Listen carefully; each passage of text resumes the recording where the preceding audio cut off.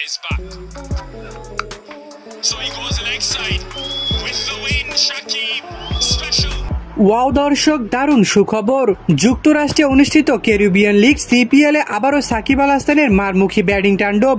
মাত্র 31 বল খেলেই যেন সেঞ্চুরি হাঁকিয়ে আবারও সকল ভক্তদের মন জয় করে নিয়েছেন সাকিব আল হাসান।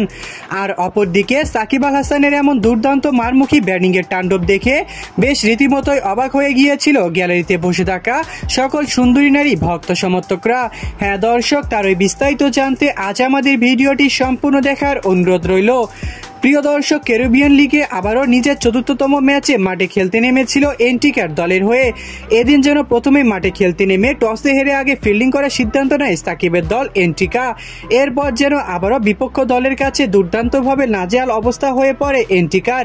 তবে যেন এদিন এন্টিকার বিপক্ষে ২৩০ রানের টার্গেট ছুড়ে দেয় বিপক্ষ দল, যার কারণে ২৩১ রানের জবাবে ব্যাটিং করতে নামলে শুরুটা মোটেও ভালো করতে পারেনি সাকিব আল হাসানের দল এন্টিকা, যার কারণে ৪ নম্বরে নেমেছিলেন সাকিব আল হাসান, ধরেছেন নিজের দলের হাল।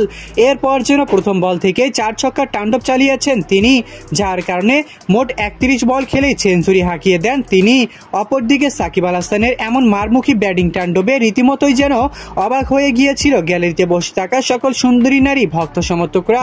তো দর্শক, যুক্তরাষ্ট্রে অনুষ্ঠিত ক্যারিবিয়ান লিগ সিপিএল এ সাকিব আল হাসানের এমন দুর্দান্ত পারফরমেন্স আপনাদের কাছে কেমন লেগেছে তা অবশ্যই আমাদেরকে কমেন্ট করে জানাতে একদমই ভুলবেন না।